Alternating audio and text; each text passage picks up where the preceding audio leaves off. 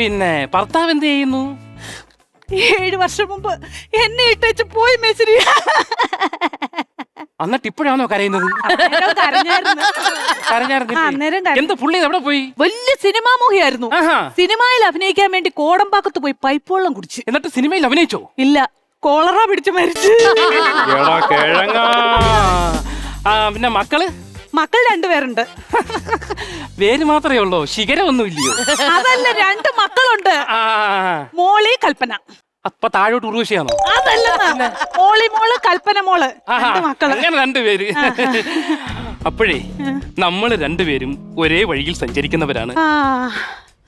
കൊച്ചിന് ഭർത്താവും ഇല്ല, എനിക്ക് ഭാര്യയുമില്ല.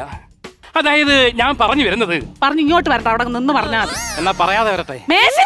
ഇല്ല, ഞാൻ പറയുന്നതുമില്ല വരുന്നതുമില്ല, തീർന്നല്ലേ? അല്ല, മേശരി എങ്ങനെ ഇങ്ങോട്ട് വന്നേ? ഞാൻ വന്നത് സൈക്കിളിനകത്ത്. അതല്ലേ ചോദിച്ചത്, ഈ പണിയിലേക്ക് എങ്ങനാ വന്നേന്ന്. എന്റെ മാമനായിരുന്നു ഇവിടുന്ന് അറിയപ്പെടുന്ന കീട്ടിലെ മേശരിയായിരുന്നു. പക്ഷെ പെട്ടെന്ന് മാമൻ ഫീൽഡ് ഔട്ട് ആയി പോയി. എന്താ പറ്റിയതാ?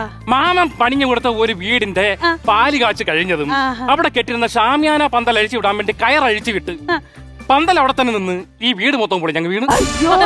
വീട്ടിൽ താമസിച്ചാൽ എന്തോ ഇപ്പം ഇപ്പൊ ഷാമിയാന പന്തൽ താമസിക്കുന്നത്. നല്ല പണിയായിരുന്നു. അത്രയ്ക്ക് നല്ല സൂപ്പർ പണിയായിരുന്നു.